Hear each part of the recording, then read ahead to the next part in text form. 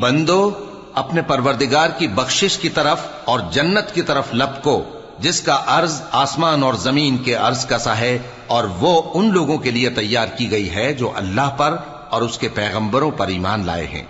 یہ اللہ کا فضل ہے، جسے چاہے عطا فرمائے، اور اللہ بڑے فضل کا مالک ہے۔ کوئی مصیبت زمین میں اور خود تم پر نہیں پڑتی مگر پیشتر اس کے کہ ہم اس کو پیدا کریں، ایک کتاب میں لکھی ہوئی ہوتی ہے، اور یہ کام اللہ کو آسان ہے۔